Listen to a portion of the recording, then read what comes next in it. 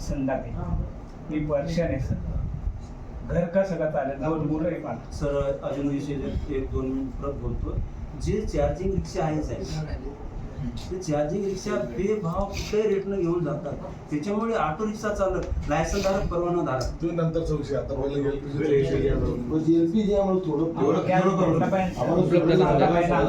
ठीक दुसरं काय नाही. मी करतो थोडा वेळ बोलतो मी आणि नंतर थोडं आम्हाला 1-2 पाऊंड जरी चालू असले ना साहेब, तरी आम्ही त्याच्यावर लाईन लावून कसं तरी आम्ही करतो. आम्हाला माहिती इंधन टंचाई आहे सध्या. आम्ही बोलतो एक 5 मिनिट थांबतो. हो. 2-4 माणसं बसवले ते म्हणते आमच्या हातात काही नाही, तुम्ही वर बोला. असं चालू आहे. ठीक आहे, थोडं पाहतो. सर दुसरी एक समस्या अशी आमची, 500 रुपयाचा जर गॅस टाकला ना आमच्याकडून 100 रुपये घेतात. 1000 रुपयाचा गॅस टाकला का 200 रुपये घेतात शिल्लक प्रत्येक रिक्षावाल्याकडून. आणि डायरेक्ट म्हणतात ते तुला फोन करायची का टाकी, मग तुला एवढे पैसे द्यावे लागेल.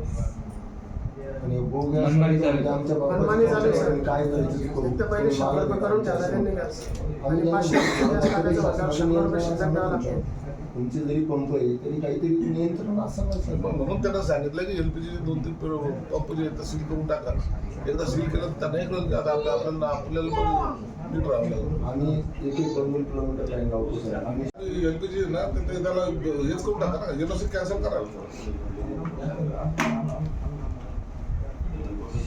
हा असं काहीतरी करा ना, तेव्हा ठिकाणी होतील ना ते. अरे पण आता हे रोज हातावर पोट म्हणजे पोट आहे त्यांचं त्या रिक्षावरच. आता ते 4 दिवसावरून त्यांच्याकडे नाही येत. हे सगळे जण आले सकाळ 8 वाजेपासून बसलेले होते माझ्याकडे. आता भेटले मी त्यांना. ठीक, कलेक्टरला बोला. कलेक्टरचे फोन बंद आहेत वाटतं.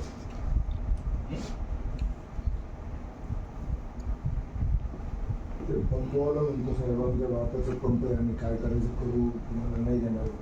ठीक आहे, ते आता 2-3 बंद सील करायला होतो ना. आता असं काय झालेलं आहे याच्यामध्ये, हे एलपीजी वाले जे आहे गॅस कंपनीवाले हे प्रायव्हेट आहे. ज्यांच्यावर सरकारचा निर्बंध नाही.